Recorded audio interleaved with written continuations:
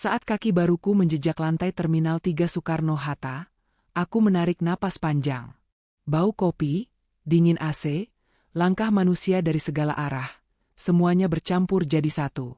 Roda koper kecilku berderit pelan. Seminggu penuh aku mondar-mandir rapat di Surabaya. Badan pegal, leher kaku. Yang kupikirkan cuma satu, rumah, air hangat, dan Anas, suamiku. Aku merapikan hijab bergo instan. Senyum tipis muncul tanpa kusuruh. Anas berjanji menjemput. Pesan terakhirku sebelum pesawat lepas landas, hati-hati di jalan, Mas. Aku kangen. Balasannya singkat, tapi hangat, emoji hati dan janji menunggu di parkiran. Aku mempercepat langkah. Lampu-lampu di luar sudah menyala. Langit Jakarta berganti dari jingga ke ungu tua. Begitu pintu kaca otomatis terbuka, mataku langsung menangkap SUV hitam kami. Terparkir rapi. Tidak jauh dari lobi. Dadaku hangat. Janji ditepati, pikirku. Aku dorong troli melewati trotoar. Tapi, tak ada siapa-siapa di jok pengemudi. Mungkin ke toilet. Mungkin beli minum. Aku berdiri sebentar di samping mobil. Menoleh kanan-kiri. Ramai. Tapi Anas tidak tampak.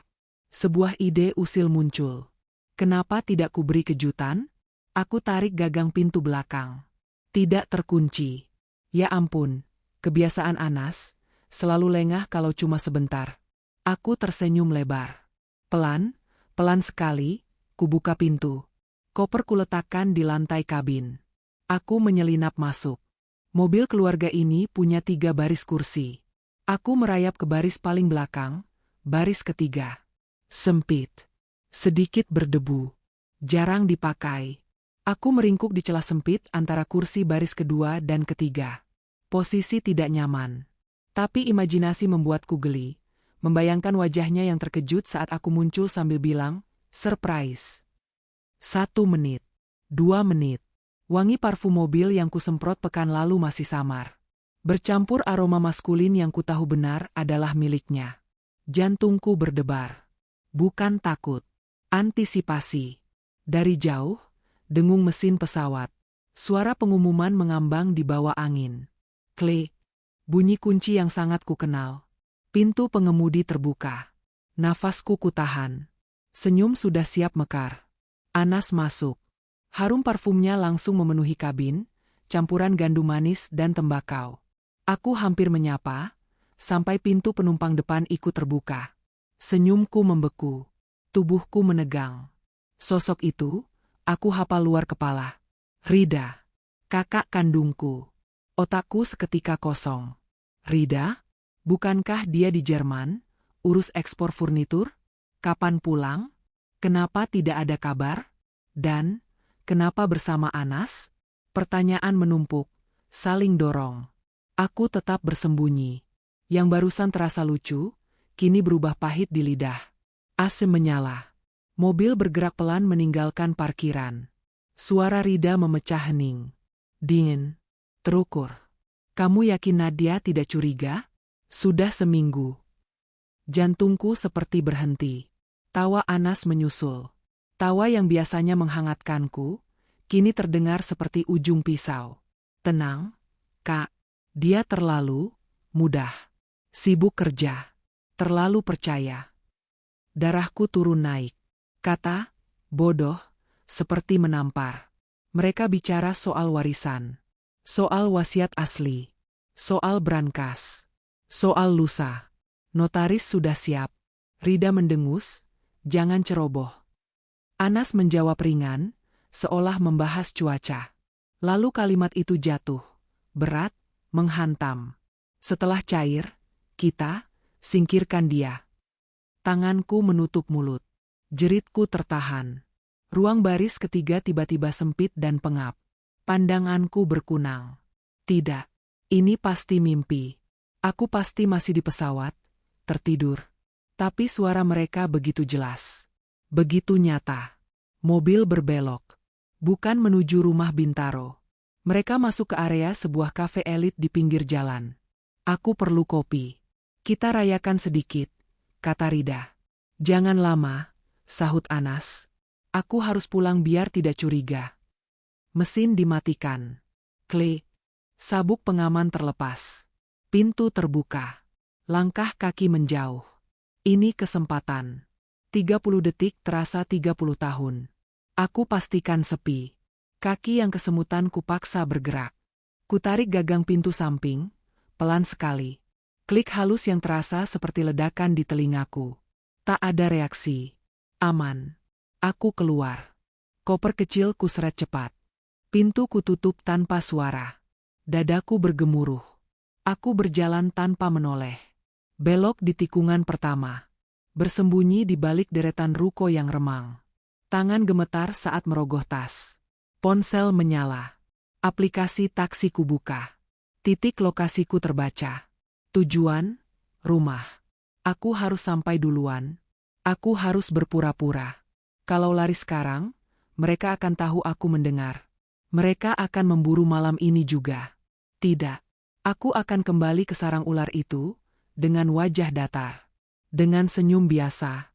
Dengan hati yang sudah jadi baja. 5 menit. Taksi datang. Sopir membantu koper ke bagasi. Baru pulang. Mbak? Tanyanya ramah. Aku mengangguk. Suaraku lenyap. Lampu kota berkelebat di kaca jendela. Berkilau, seperti mengejek. 3 tahun menikah. Anas yang kutahu lembut, perhatian. Pesan paginya, aku cinta kamu. Semua palsu. Rida, kakakku sendiri, dingin, ambisius. Sekarang topeng mereka lepas di hadapanku. Air mata jatuh juga. Membasahi hijabku. Bukan sedih. Marah. Untuk ayah. Untuk martabat yang mereka injak. Taksi menepi di depan rumah. Gerbang masih terkunci. Anas belum tiba. Bagus. Aku bayar. Terima kasih, kataku serak. Gerbang kubuka. Koper kutarik masuk. Rumah sunyi. Foto pernikahan di ruang tamu menatapku, aku yang tersenyum dalam kebaya putih, dipeluk Anas. Terasa seperti tamparan. Aku menuju kamar mandi. Air hangat mengalir. Kubilas sisa dingin bandara. Kusingkirkan jejak takut dari wajah. Selesai, kupakai daster santai. Sedikit parfum. Harus terlihat wajar. Istri yang baru pulang dinas. Capek. Rindu. Tidak tahu apa-apa. Aku membuat teh hangat. Duduk. Menunggu. Jam dinding merayap ke pukul 9 malam. Suara gerbang. Mobil masuk garasi. Nafasku dalam. Mantap. Permainan dimulai. Sebelum lanjut, sempatkanlah untuk tekan subscribe dan like agar channel ini bisa berkembang. Terima kasih dan semoga hari kalian diberi keberkahan. Pintu depan terbuka. Sayang, kamu sudah pulang. Suara Anas terdengar terburu-buru. Aku melangkah dari dapur dengan cangkir teh di tangan. Iya, Mas. Aku di sini. Anas muncul. Nafasnya agak berat. Wajahnya seolah kaget. Berlebihan. Ya ampun, maaf, tadi macet parah. Ada urusan klien juga. Aku baru mau jalan jemput, tapi kamu sudah. Aku tersenyum. Lembut. Seperti biasa. Enggak apa-apa. Aku capek nunggu, jadi pesan taksi saja. Anas maju dan memelukku erat. Maaf ya, sayang. Aku membalas pelukan itu, sekadar menempel. Tubuhku kaku. Hidungku menangkap samar aroma kopi, dan wangi perempuan yang sangat kukenal. Parfum Rida. Perutku mual. Aku kangen kamu, bisiknya. Aku menatap matanya. Tenang. Aku juga. Lalu kusodorkan umpan, pelan, seolah lewat. Oh ya, di bandara tadi, aku seperti melihat Kak Rida. Mirip sekali. Apa dia pulang? Tatapan Anas berkedip panik.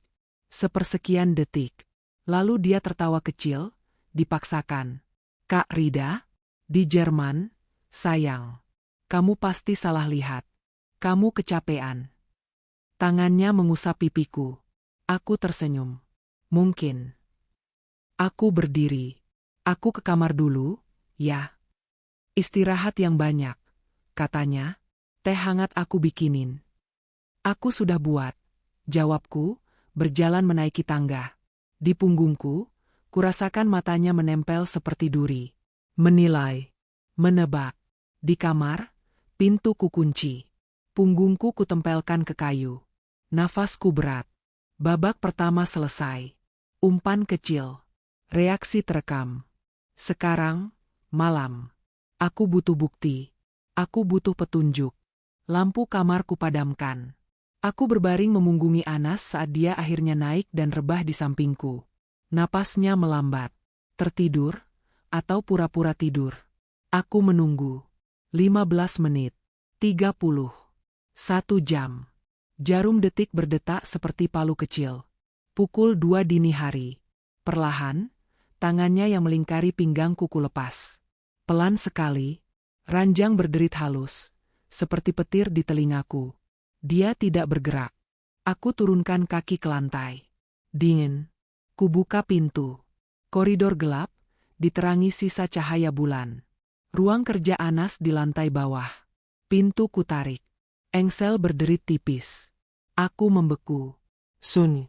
Aman. Lampu meja kuberi nyala redup. Ruangan itu rapi.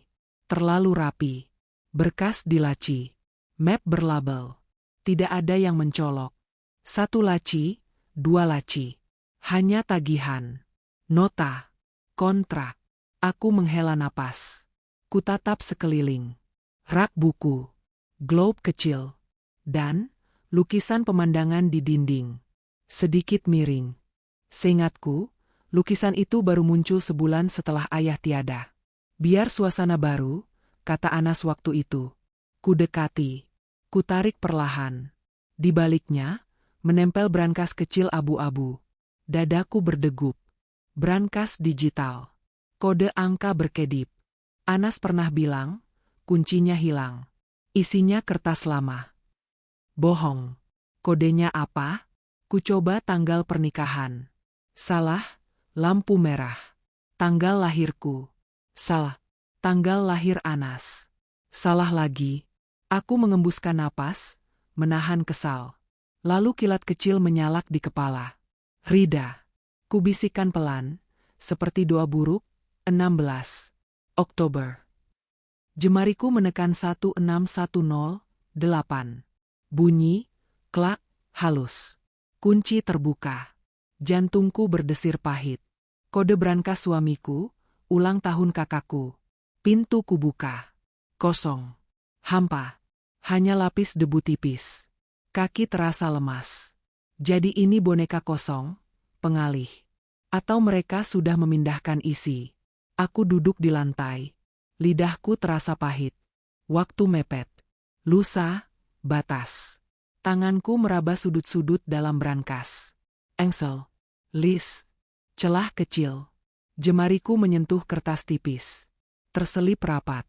Kutarik hati-hati. Secarik bukti. Kuintip di bawah lampu. Tanda terima. Central Private Vault. Kotak simpanan pribadi kelas atas. Nama penyewa, Rida. Tanggal sewa, 3 hari setelah ayah meninggal. Napas tertahan. Inilah jejaknya. Bukan brankas rumah. Brankas bank. Di sanalah mereka menyembunyikan semuanya. Lusa, gumamku. Mereka akan datang mengosongkan. Kulangkahkan pikiran. Aku tidak boleh mengambil tanda terima ini. Harus kembali ke tempat semula, agar mereka tetap lengah. Kugulung rapi. Kuselipkan lagi ke celah engsel. Pintu brankas kututup. Lukisan kupasang lurus, persis seperti tadi. Lampu meja kupadamkan. Kembali ke kamar. Anas masih di posisi yang sama. Aku menyelinap ke selimut. Tubuh gemetar, bukan takut, tapi panas kemarahan yang naik perlahan. Sekarang aku tahu di mana. Aku tahu kapan. Tapi aku tidak bisa sendiri. Aku butuh orang ayah percaya. Pak Darmawan. Subuh datang cepat. Aku nyaris tidak tidur. Setelah salat, aku ke dapur. Menyiapkan nasi goreng. Seduh kopi. Anas turun, memasang senyum biasa. Memeluk dari belakang. Rajin sekali istriku. Harusnya kamu istirahat. Aku memutar badan, menatapnya. Aku kangen masak. Lalu kulontarkan rencana pengalih. Santai. Hari ini aku mau ke salon. Dari ujung rambut sampai ujung kaki. Boleh ya? Wajahnya lega. Sudut bibirnya terangkat, lega yang terlalu cepat. Pakai kartuku saja. Kamu pantas. Aku tersenyum manis. Makasih. Anas berangkat. Mobilnya menghilang di tikungan. Topengku jatuh. Wajahku mengeras. Aku ambil tas, kunci mobil. Bukan ke salon. Ke konter ponsel kecil di pinggir jalan. Kubeli ponsel murah dan kartu prabayar. Nomor baru. Bersih. Aku melaju ke kedai kopi tua di Kebayoran. Sepi. Sudut paling belakang. Ku pesan teh tawar. Ku telepon nomor yang kuhafal sejak kecil. Nada sambung 3 kali. Suara serak yang ku kenali menjawab. Halo? Pak Darmawan, ini Nadia. Hening di seberang. Lalu helaan napas. Nadia? Nak? Ada apa? Pak, saya butuh bantuan. Mendesak. Ini tentang ayah dan wasiat. Suara di seberang berubah pelan. Hati-hati. Seperti menapaki lantai rapuh. Apa yang mereka lakukan padamu, Nak? Tanyanya. Bapak, semalam aku mendengar semuanya. Suaraku pecah juga. Anas dan Kak Rida. Mereka merencanakan, lusa. Brankas. Central Private Vault. Mereka sebut wasiat asli. Dan, mereka berniat menyingkirkanku. Hening panjang. Hanya terdengar desis napas lewat kabel. Lalu suara tua itu mengeras, tegas. Bapak sudah menduga ujungnya ke sana. Jadi, benar ada wasiat asli? Benar. Jawabnya tanpa ragu. Ayahmu membuat 2. Yang dibacakan setelah pemakaman, itu penenang. Supaya tidak meledak. Yang asli, yang pertama, Bapak yang pegang. Dengan syarat. Syarat apa? Dibuka tepat 6 bulan setelah beliau tiada. Bersama Bapak sebagai pelaksana yang ditunjuk. Barulah sah penuh. Aku memejamkan mata. Menghitung cepat. 6 bulan, lusa tepat 6. Betul. Suaranya berat. Mereka pasti mencuri salinan. Memaksa Bapak pensiun. Tapi yang asli, tetap aman. Pak, kita tidak punya waktu. Kita tidak bisa paksa buka kotak atas nama Rida. Itu pelanggaran, katanya. Kita butuh cara lain. Aku menegakkan punggung. Teh di gelas sudah dingin. Kita tidak perlu membukanya, Pak. Bagaimana maksudmu? Kita buat mereka panik. Kita tarik jadwal mereka, maju sehari. Bukan lusa. Besok. Berbahaya. Ya. Aku menatap dinding kosong. Tapi itu satu-satunya jalan. Di ujung sana, Pak Darmawan terdiam. Lalu terdengar kursi digeser. Bapak naik kereta pertama ke Jakarta. Hari ini, aku menutup telepon dengan tangan gemetar. Udara terasa lebih ringan. Tapi perutku berputar, antara takut dan lega. Sore hari, notifikasi ponsel baruku bergetar. Sudah sampai Gambir. Aku meluncur dengan taksi online. Menit-menit panjang di dalam kota. Klakson. Matahari condong. Aku turun. Kulihat beliau, lebih renta dibanding pemakaman dulu. Rambut memutih. Mata sendu, tapi nyalanya belum padam. Nadia. Ia merengkuhku seperti ayah sendiri. Kamu aman? Aman, Pak.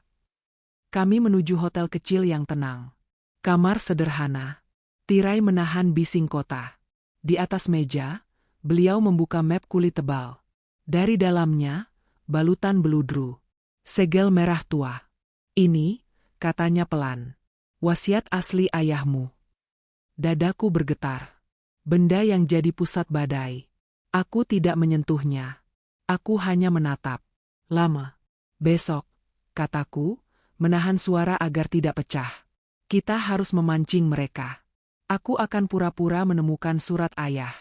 Menyebut, Central Private Vault, jelas-jelas. Mereka takkan berani biarkan aku pergi sendirian. Mereka akan menjemputmu, ucap beliau, dan membawaku ke sana. Di ruang kotak, pintu tebal, kedap suara, aku menarik napas. Kita butuh saksi. Kita butuh rekam. Kita butuh polisi. Pak Darmawan mengangguk. Bapak punya kenalan lama. Kepolisian. Juga manajer keamanan bank. Kita siapkan protokol, alarm internal, kamera, penguncian darurat. Tapi Nadia, begitu kamu masuk, kamu akan sendirian bersama mereka. Aku tahu. Kalau mereka bawa senjata, aku menelan ludah. Aku akan bertahan dan bicara sampai mekanisme ban mengunci ruangan. Beliau menatapku lama, mencari Goyah. Tidak menemukannya. Baik, Bapak siapkan surat resmi. Koordinasi malam ini. Aku pulang larut. Anas sudah di rumah. Wajahnya dibuat-buat cemas. Salon capek. Aku mengangguk. Menceritakan perawatan panjang dengan detail remeh. Krim, pijat, masker, omong kosong yang menidurkan curiga. Lalu kubuka bab baru. Mas, panggilku pelan. HM. Tadi aku beres-beres kotak lama ayah, di gudang. Aku nemu surat kecil. Untukku. Aku berpura-pura ragu. Isinya aneh. Alis Anas naik. Aneh bagaimana? Kalau terjadi apa-apa, aku diminta ke Central Private Vault, Sudirman. Katanya ada sesuatu yang harus kulihat. Wajahnya memucat seketika. Senyum mengeras. Mungkin surat lama.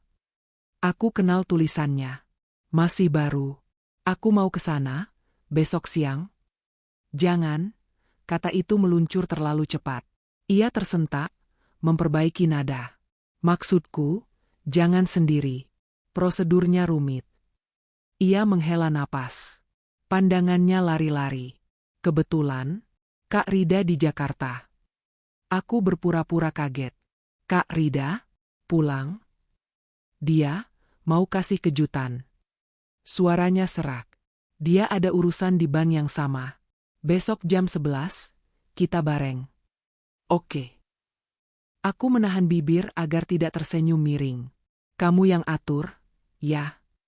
Ia mengangguk cepat. Aku telepon dia sekarang. Anas melangkah ke ruang kerja. Pintu tertutup. Aku mendengar langkahnya gelisah bolak-balik. Telepon. Bisik-bisik. Rencana yang tergesa. Umpan ditelan. Kail menancap. Malam itu, aku menyiapkan diriku seperti prajurit sebelum subuh. Baju sederhana. Sepatu yang nyaman. Tas berisi dompet, ponsel baru, tisu, pena. Tidak banyak. Kepala harus bening. Lidah harus tegas. Jantung, biar ia bergetar, asalkan langkahku tetap. Pagi menjelang. Matahari melambung pelan di balik atap-atap kota. Anas mengetuk pintu kamar. Siap, sayang? Siap. Di halaman, mobil hitam menunggu. Di jok belakang, Rida. Dingin. Tajam. Nah. Ia hanya mengangguk. Kak. Aku membalas tipis. Mobil melaju. Jalanan Sudirman ramai. Gedung-gedung kaca menatap kami tanpa peduli. Aku menatap pantulan diriku di jendela. Wajah tenang. Di bawahnya, ombak. Kami turun di lobi yang sepi dan dingin. Penjagaan ketat. Lift khusus. Kartu. Sidik jari. 2 pintu baja. Lorong senyap yang memantulkan jejak langkah. Di ruang privat, 1 meja, 3 kursi, 1 pintu tebal. Petugas berkata singkat, sopan. Silakan menunggu. Kotak Anda akan diantar. Pintu menutup lagi. Suara kuncinya mengatup. Hening yang padat. Rida duduk. Ia menatapku seperti kucing menatap burung di ranting. Anas gelisah, merapikan kerah tanpa henti. Kamu bilang, ada surat ayah? Tanya Rida, datar. Ada. Aku menatap balik. Makanya aku di sini. Bagus, gumamnya. Berarti semua dipercepat. Dipercepat apa, Kak? Tanyaku lembut, seolah tak paham. Panel dinding bergeser. Kotak logam besar meluncur masuk. Kunci. PIN. Klik ganda. Tutup terangkat. Napasku menahan diri, tetap rata. Di atas meja, sertifikat tanah, saham, kantong beludru, dan setumpuk dokumen tebal. Rida tersenyum tipis. Salinan yang kalian pikir hilang. Ia memindahkan berkas. Tangan dinginnya lincah. Anas mengeluarkan map tipis. Menyodorkan kertas dan pena ke hadapanku. Surat kuasa pengalihan. Tanda tangani, sekarang. Aku menggeleng pelan. Tidak. Rida terkekeh pendek. Suara logam beradu. Pistol kecil perak muncul dari tasnya. Ujungnya mengarah ke keningku. Sekarang, Nadia. Ujung pistol berkilat di bawah lampu putih. Nafasku teratur, kupaksa. Pistol itu tidak akan berguna, Kak, kataku pelan. Alis Rida menukik. Apa maksudmu? Aku berdiri perlahan. Kursi bergeser sedikit. Kalian sudah masuk sangkar sendiri. Saat itu juga, lampu putih padam. Diganti merah darurat yang berdenyut, kedip, kedip. Kedap-kedip itu memecah dingin ruangan. Sirene internal meraung pendek, lalu berhenti di nada rendah. Pintu baja menjerit halus. Palang tambahan menutup, klek, mengunci rapat. Udara mendadak jadi padat. Anas terlonjak. Apa ini? Ia berlari ke pintu. Menumbuk permukaan baja yang tak bergerak. Halo, buka pintu. Rida membidik lebih tegas. Tangannya gemetar, bukan karena ragu, tapi karena marah. Kamu menekan tombol apa? Tidak ada, jawabku. Tenang. Tapi orang yang benar, menekan sistem yang benar. Interkom di dinding berdesis hidup. Suara berat, jelas, terdengar. Rida. Anas. Semua gerak-gerik Anda di ruangan ini direkam. Audio dan video. Anda sedang melakukan pemerasan dan ancaman pembunuhan. Suara itu, Pak Darmawan. Rida memucat. Kau bawa polisi. Aku menatapnya. Kamu yang membawa mereka, dengan perbuatanmu. Anas membeku di dekat pintu. Napasnya pendek. Rida, turunkan senjata. Kita masih bisa. Diam. Rida mendesis. Ujung pistol kembali ke keningku. Jaraknya nyaris bisa kurasakan. Tanda tangani. Sekarang. Aku menggeleng pelan. Selesai, Kak. Interkom kembali berbunyi. Polisi ada di koridor. Jatuhkan senjata, Rida. Buka tanganmu. Jalan keluarnya hanya satu. Rida menoleh ke panel. Matanya liar. Lalu kembali padaku. Kalau aku jatuh, kau ikut. Tangannya mengencang. Lihat dulu, kataku. Kuangkat telapak tangan, lambat, agar ia melihat gerakku. Harta yang kau kejar, bukan yang paling berbahaya. Jangan main teka-teki. Aku menyamping setengah langkah. Kupandangi kotak logam di meja. Di bawah tumpukan sertifikat dan kantong beludru, ada dasar palsu yang tipis. Jari telunjukku menyelip di bibir logam itu. Kuangkat pelan.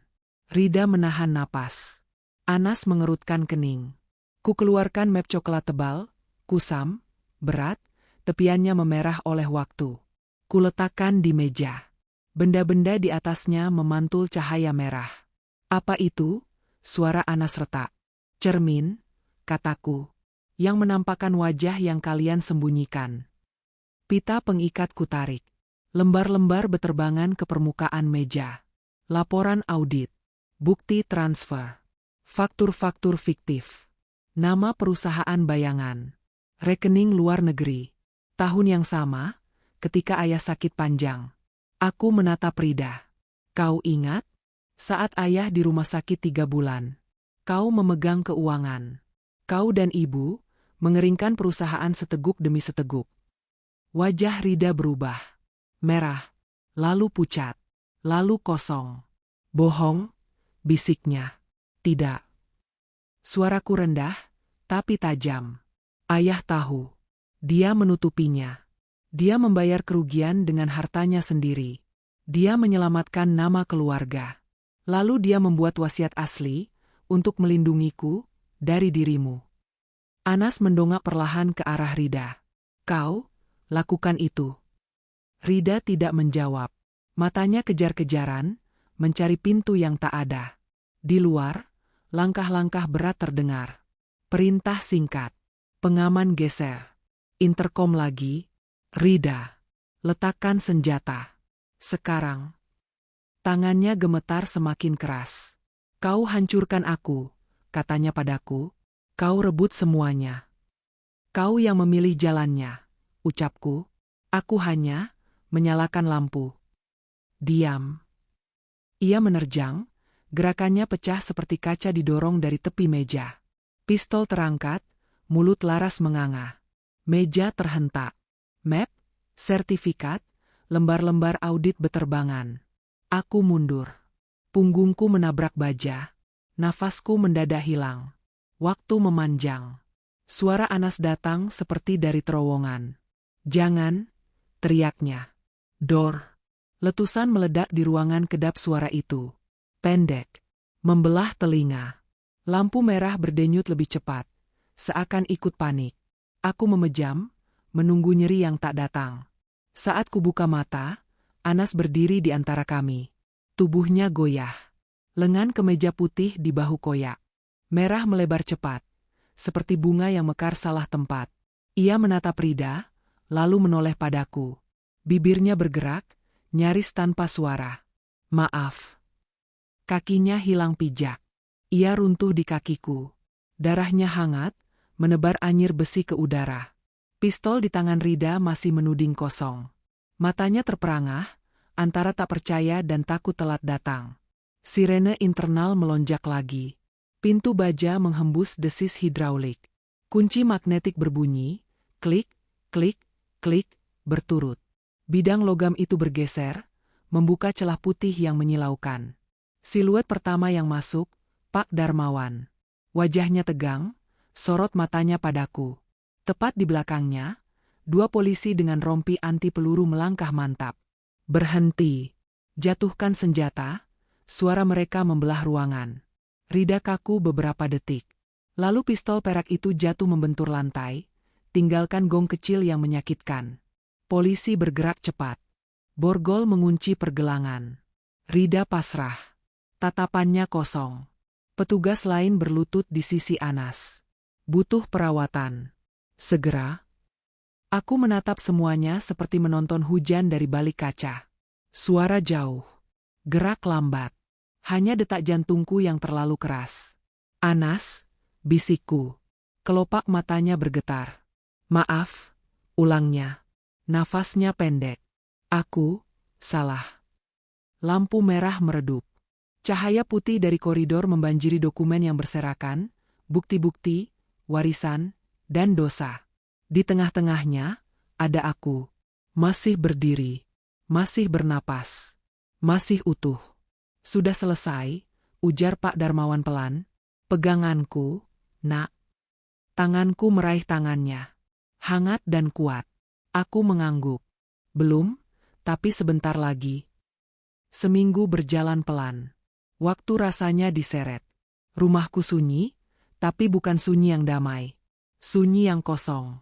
Foto pernikahan sudah kuturunkan. Bingkainya kusimpan. Bekas paku di dinding seperti titik luka, kecil, tapi mengingatkan. Kardus-kardus berisi barang Anas menumpuk di garasi. Aku menatapnya sekilas, lalu berbalik. Ada dua hal yang harus kuselesaikan hari ini. Tujuan pertama, rumah sakit. Koridor berbau antiseptik. Pendingin ruangan terlalu dingin. Dua polisi berjaga di depan pintu. Mereka mengangguk saat aku menyebut nama.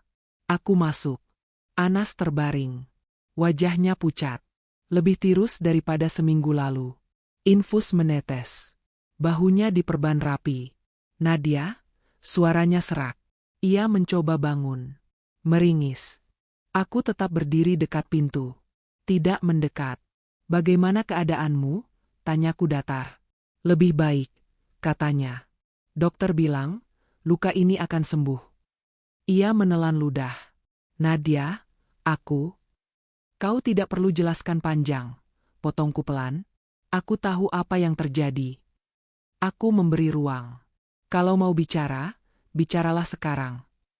Air bening menggenang di matanya. Aku minta maaf. Demi Allah, aku minta maaf. Kata-katanya bocor. Ia bercerita tentang rasa kecil yang menempel di dadanya. Tentang bisik-bisik Rida setelah ayahku wafat. Tentang racun yang diteteskan tiap hari. Dia bilang, kau akan meninggalkanku.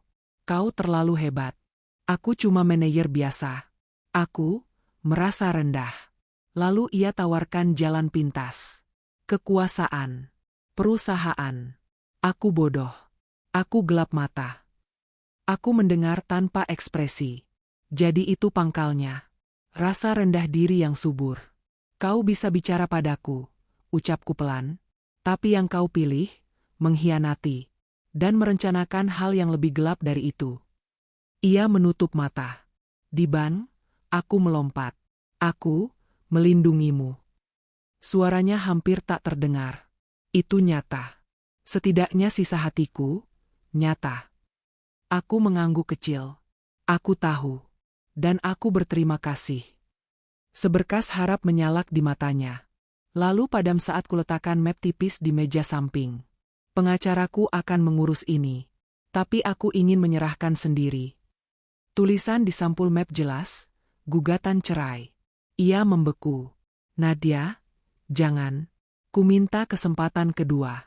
Aku akan berubah. Tidak ada kesempatan kedua untuk belati yang sudah kau tancapkan, kataku tenang. Kesaksiku pada polisi menyebut kau melindungiku di detik terakhir. Itu meringankan. Tapi pernikahan ini selesai. Aku melangkah ke pintu. Selamat tinggal, Anas.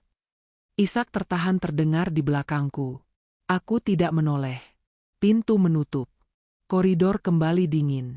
Tujuan kedua, kantor polisi. Lobi ramai tapi tertib. Pak Darmawan menungguku dengan map tebal dan senyum lelah. Bagaimana? Tanyanya. Sudah. Selesai satu, jawabku. Bagus, katanya. Sekarang berkas berikutnya. Ia menunjuk koridor lain. Mereka sedang memeriksanya lagi. Suara melengking samar merayap dari balik dinding. Teriakan yang kukenal. Rida, kalian tidak punya bukti. Adik saya menjebak. Begitu katanya. Aku memejamkan mata sejenak. Menghela napas panjang.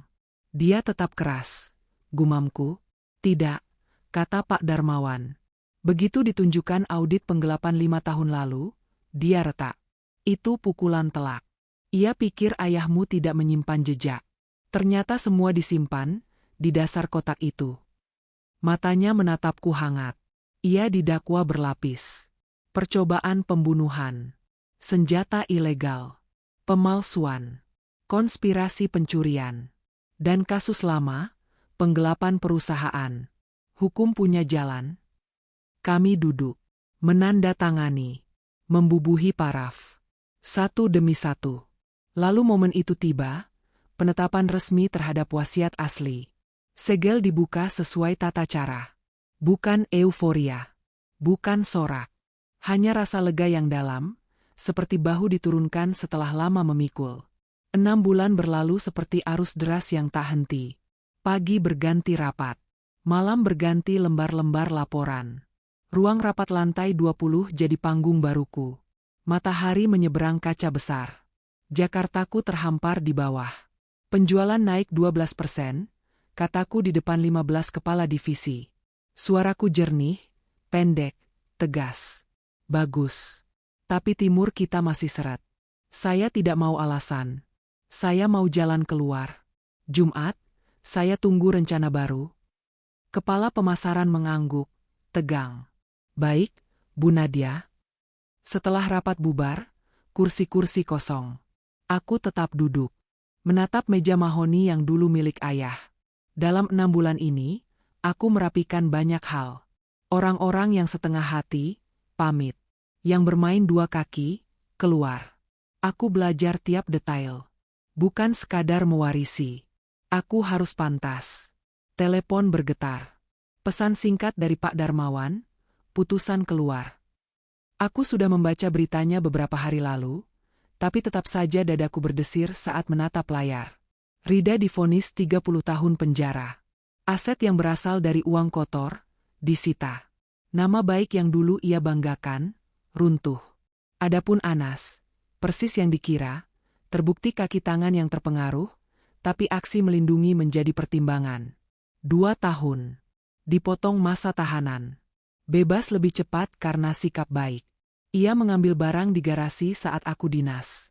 Lalu hilang. Tidak ada jejak. Tidak ada pesan. Biarlah.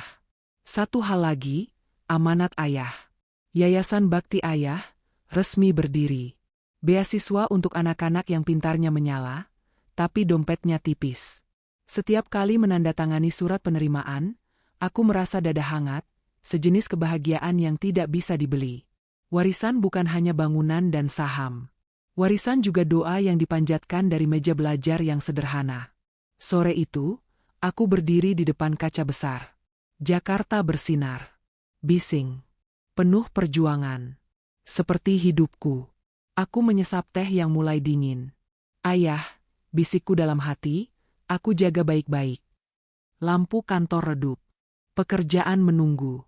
Aku berbalik, melangkah kembali ke meja. Perjalananku belum selesai, tapi aku berjalan dengan kaki sendiri, kepala tegak, dan hati yang sudah belajar. Percaya, terluka, lalu sembuh. 3 tahun berjalan, pelan, sabar, seperti air yang mengikis batu. Luka besar yang dulu menganga kini tinggal bekas pucat. Tetap ada, tapi tidak lagi nyeri saat kusentuh. Pagi itu, aku berdiri di bawah naungan Kamboja. Angin membawa wangi bunganya, halus, menenangkan. Di hadapanku, nisan marmer sederhana milik ayah. Namanya terukir tegas. Rapi. Rumput sekitar tertata, sedikit embun menempel di ujung-ujung daun. Aku jongkok. Meletakkan sedap malam yang baru kubeli. Kuusap beberapa daun kering yang jatuh pelan di atas batu. Assalamualaikum, ayah, bisikku. Perusahaan baik. Laba naik lagi. Yayasan juga tumbuh. Anak-anak angkatan pertama lulus, yang dulu ayah temui di panti itu diterima di kedokteran. Dadaku hangat. Ada rasa bangga yang sederhana, bukan untukku, untuk beliau. Untuk warisan yang bukan harta, melainkan arah. Nat, siap? Suara lembut datang dari belakang. Aku menoleh. Pak Darmawan menunggu di dekat mobil. Rambutnya makin putih. Senyumnya masih sama, hangat yang menenangkan. Sudah, Pak, jawabku. Aku berdiri. Menepuk nisan pelan. Sampai Jumat depan, ayah. Kami berjalan berdampingan ke mobil. Ada surat datang pagi ini, kata Pak Darmawan saat pintu tertutup dan mesin menyala. Dari lembaga pemasyarakatan. Tanganku yang sedang merapikan hijab spontan berhenti. Namanya tidak disebut, tapi kita berdua tahu. Rida? Tanyaku lirih. Beliau mengangguk pelan. Kanker paru. Stadium akhir. Dipindahkan ke rumah sakit penjara. Ia meminta bertemu. Resmi, mungkin, untuk yang terakhir. Aku memandang keluar jendela.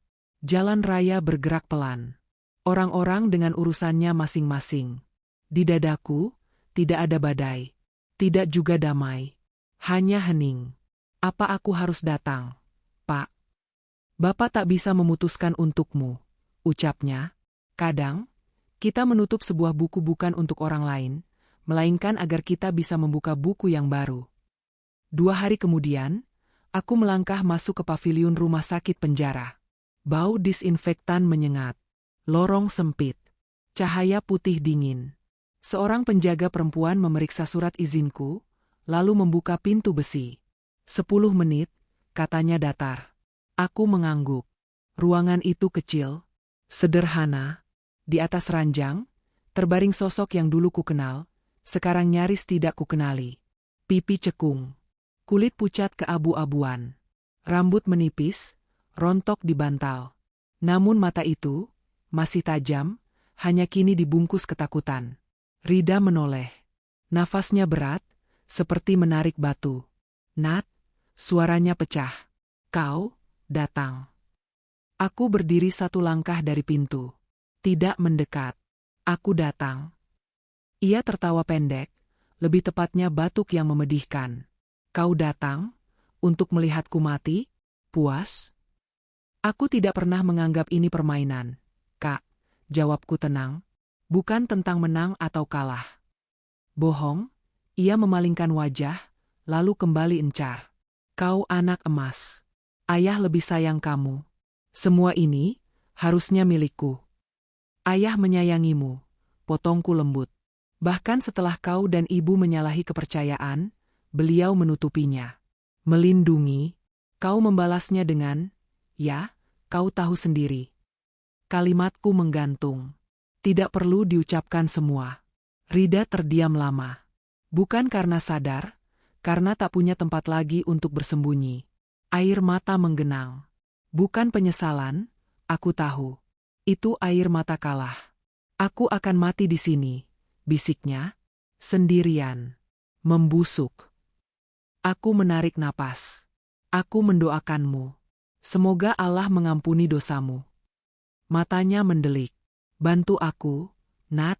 Pindahkan aku ke rumah sakit swasta. Tolong. Aku tidak mau mati di sini. Tangan kurusnya menggapai, terhenti di udara. Aku menggeleng pelan. Tidak.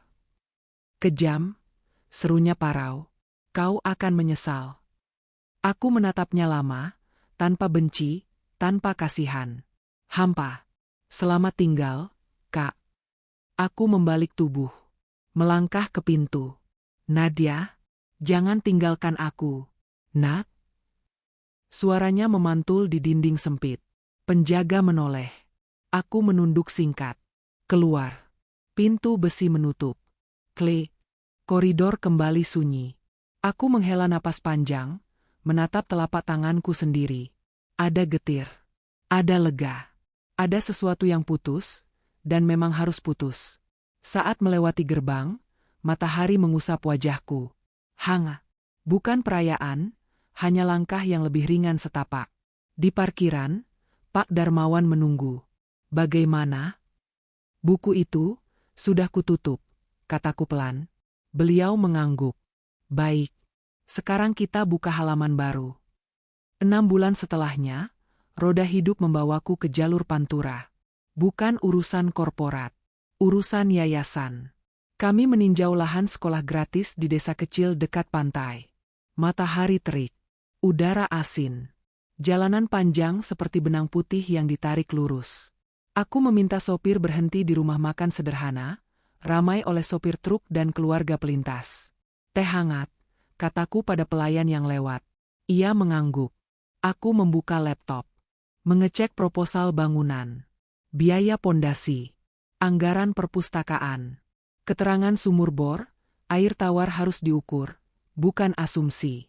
Aku mengetik catatan kecil. Sederhana, tapi penting. Permisi, Bu. Pesan tambahannya, suara itu memotong. Biasa. Ramah. Lalu dunia di sekitarku berhenti sejenak. Permisi, Bu. Pesan tambahannya, suaranya biasa saja. Lalu dunia berhenti sepersekian detik. Piring di meja seberang tetap beradu. Anak-anak masih tertawa. Tapi dadaku, kosong. Di depanku berdiri seorang lelaki berkulit legam, lebih kurus, seragam biru pudar, nampan di tangan. Rambutnya dipotong cepak. Ada bekas luka tipis di atas alis. Namun mata itu, aku mengenalnya. Anas. Nampannya bergetar kecil. M.A., bibirnya kaku. Ia menelan ludah. Minumannya, teh hangat. Ia meletakkan gelas. Jemarinya gemetar. Napasnya naik turun. Ia melihat blazerku, laptop di meja, gelang nama yayasan di pergelangan tanganku. Lalu ia menatap pantulan dirinya di kaca jendela. Seorang pelayan. Biasa. Tak ada jabatan. Tak ada rompi kebesaran. Hanya seragam yang harus dicuci setiap malam. Mas, suaraku keluar sebagai bisik. Bukan memanggil. Lebih seperti menguji kenyataan. Ia tersentak. Saya, ambilkan sendok ya, Bu. Ia berbalik cepat. Hampir menjatuhkan nampan. Menghilang ke pintu dapur. Tirai plastik bergoyang. Sunyi kecil mengalir di selariuh warung. Aku duduk diam. Tanganku bertaut di pangkuan. Teh hangat mengepul perlahan. Aku menunggu. Bukan karena ingin. Karena perlu menuntaskan yang belum selesai di dalam hati. Beberapa menit. Tirai kembali terbuka. Bukan Anas. Seorang ibu paruh baya mengantar sepiring tempe goreng. "Silakan, Mbak," katanya ramah. Aku mengangguk. "Terima kasih, Bu." Mataku kembali ke pintu dapur. Hening seperti lubang kecil. Ada bayang-bayang bergerak. Menahan. Ragu. Akhirnya Anas keluar. Tanpa nampan. Tanpa alasan. Ia berdiri 1 meter dari mejaku. Kedua tangannya saling menggenggam, seperti anak kecil yang ketahuan. "Nadia," suaranya pelan. "Maaf kalau membuatmu tidak nyaman." Ia mencari kata-kata. Tidak menemukannya. "Aku kerja di sini." Aku mengangguk. Aku lihat. "Aku selesai hukuman," katanya datar. "Pulang ke rumah kontrakan lama. Tidak ada yang menunggu. Aku pindah ke kota kecil ini. Mulai dari nol. Cuci piring dulu, lalu dilatih jadi pelayan." Ia menunduk. "Upahnya kecil. Tapi, aku makan dari hasil tanganku." Aku memandangnya. Ada jarak yang tidak bisa diseberangi kata. Jarak itu bernama masa lalu. "Bagus," ucapku. "Sederhana. Jujur." Ia mengangkat wajah. Ada harap yang cepat muncul lalu padam. "Aku tidak minta apa-apa. Hanya, kalau kau marah, marahlah hari ini. Habis itu, biarkan aku berjalan." "Aku sudah tidak marah," jawabku. "Marahku habis di ruang brankas. Di koridor rumah sakit. Di meja gugatan. Habis. Jadi, yang tersisa tinggal ingatan. Dan pelajaran. Untukku. Untukmu." Ia mengangguk cepat. Mata berkaca-kaca. "Terima kasih, sudah tidak membenciku." "Aku tidak membencimu," kataku pelan. "Tapi itu bukan berarti kita kembali jadi apa yang dulu. Kau tahu." Aku tahu. Ia tersenyum kecil, pahit, tapi manusiawi. "Kau terlihat baik. Lebih tegak." "Allah memelihara orang yang mau belajar," ucapku. "Aku belajar banyak." Ia menatap gelang yayasan di pergelangan tanganku. "Itu, yayasan ayahmu." "Yayasan ayahku," sahutku. "Anak-anaknya semakin banyak. Doanya juga." Anas menghela napas. "Doakan aku juga, jadi orang yang benar." "Sudah." "Kapan?" "Sejak peluru itu mendarat di bahumu," kataku datar. "Sejak kau berdiri di antara kami." Ia memejamkan mata sejenak. Ada sinar kecil di wajahnya. "Terima kasih." Seorang rekan kerjanya memanggil dari dekat kasir. "Nas, meja 3."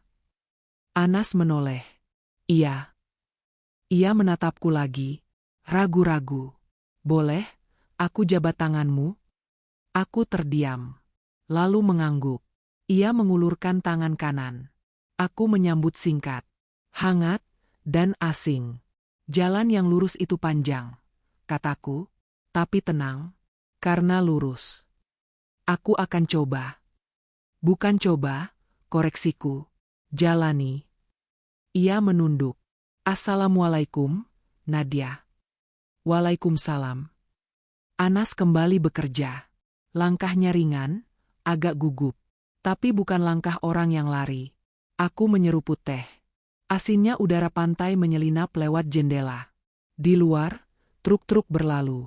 Di dalam, sendok-sendok beradu. Hidup berjalan, seperti biasa, seperti semestinya. Aku memanggil kasir. "Tolong, semua pesanan meja dapur, saya bayarkan. Untuk karyawan." Kasir bingung. "Mbak yakin?" Aku tersenyum. "Yakin. Jangan bilang dari saya. Bilang saja, rejeki lewat angin." Kasir terkekeh. "Baik, Mbak." Sebelum pergi, aku menulis 2 kalimat di kertas kecil. Kuserahkan pada ibu parubaya yang tadi mengantar tempe. "Titip untuk pelayan bernama Anas." Nanti saja, saat warung sepi. Beliau mengangguk. Siap. Aku melangkah ke mobil. Sopir menyambut. Selesai, Bu? Selesai, jawabku. Kami kembali ke jalan panjang. Di pangkuanku, berkas proposal sekolah. Aku menandai beberapa poin. Sumur bor harus lebih dalam, perpustakaan butuh sirkulasi silang, taman kecil dengan Kamboja, ya, Kamboja. Bunga yang wangi tenang. Bunga yang mengajarku melepas. Di kertas yang kutitipkan tadi, hanya ada 2 kalimat.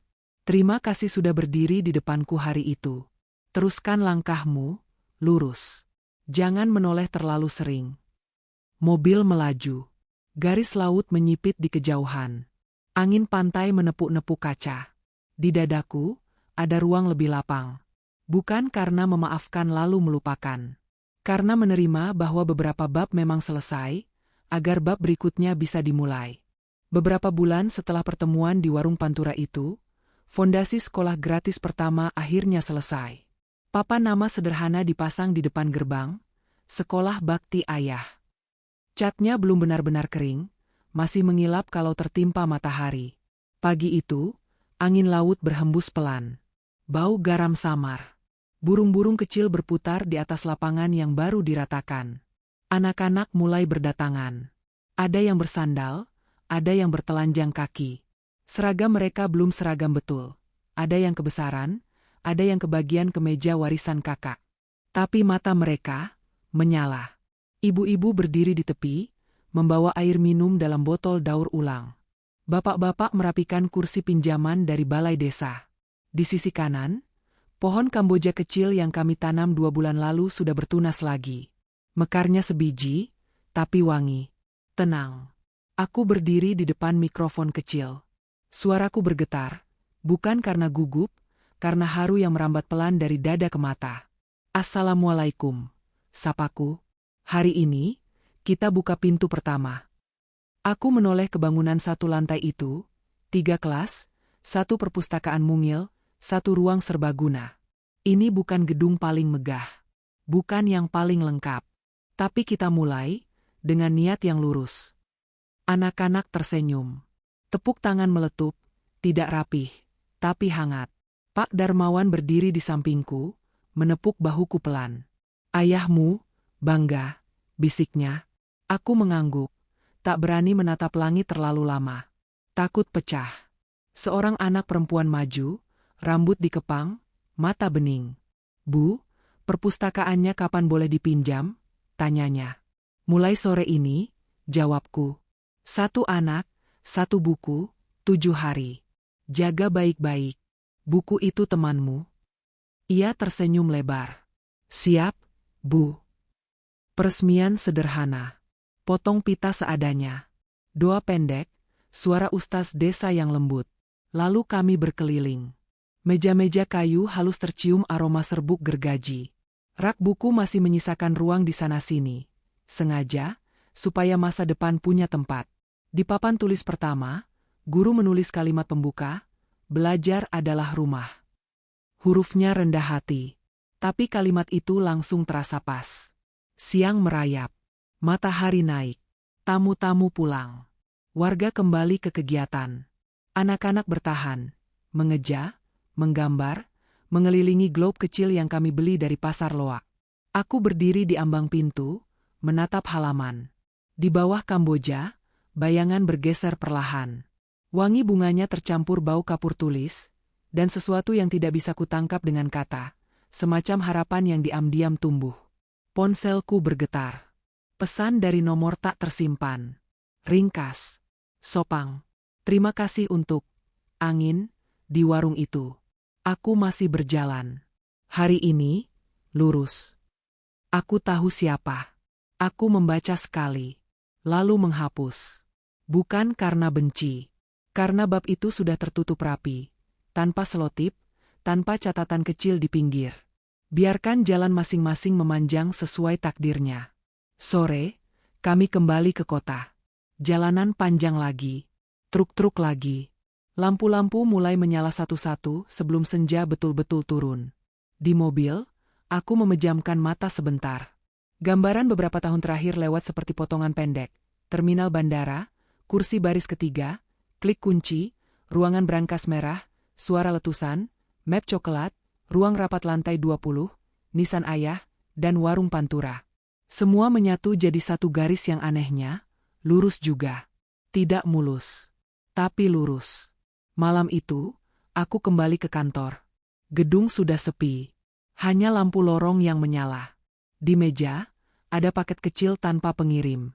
Satpam bilang, kurir menitipkan siang tadi. Aku membuka pelan. Di dalamnya, bingkai kayu tipis. Foto hitam putih, potret ayah, duduk di ruang kerja lamanya, menatap sesuatu di luar kamera sambil tersenyum samar. Di belakang bingkai, selembar kertas kecil, tulisan tangan Pak Darmawan. Ditemukan di laci lama sewaktu beres-beres. Mungkin ini milikmu. Aku menatap gambar itu lama. Ayah, bisikku. Sudah, ya, aku jaga. Kutaruh bingkai itu di rak paling atas, dekat tanaman lidah mertua yang selalu bandel hidup. Kupadamkan lampu kantor. Dari jendela panjang koridor, kota terlihat seperti hamparan bintang turun ke tanah. Bisingnya tidak terdengar, yang tinggal hanya kelap-kelip sabar. Aku tersenyum tipis. Ada pekerjaan menunggu besok. Ada kelas yang harus diisi lusa. Ada rapat yang harus dipimpin. Ada anak-anak yang akan meminjam buku pertama mereka. Di parkiran, angin malam mengusap wajah. Aku melangkah pelan. Tidak terburu-buru. Tidak juga lambat. Di langkah keempat, aku menoleh ke langit. Untuk sekali saja. Lalu ke depan lagi, nafasku teratur. Kata-kata mengalir di dalam hati, sederhana, jelas, seperti doa orang desa. Hidup bukan soal siapa yang lebih dulu sampai. Hidup soal tetap di jalan yang benar. Meski berkelok, meski berangin, meski sesekali gelap. Selama ada Kamboja yang wangi, selama ada buku yang bisa dibaca, selama ada tangan yang bisa mengangkat orang lain berdiri, perjalanan ini akan baik-baik saja. Aku membuka pintu mobil. Menghela napas. Bismillah, ucapku pelan, lalu melaju ke hari berikutnya. Ke halaman berikutnya. Ke bab yang baru. Pemirsa yang terhormat, jika kisah ini menyentuh hati dan membuat Anda berpikir, silakan berlangganan dan tinggalkan komentar. Setiap komentar dari Anda menjadi inspirasi bagi kami, dan setiap kata membuka jalan bagi kisah baru. Semoga Allah memberi kedamaian di hati Anda, keberkahan dalam keluarga, dan cahaya dalam perjalanan hidup Anda. Semoga setiap hari yang Anda jalani dipenuhi kebahagiaan, dan setiap kata yang Anda dengar membawa kebaikan.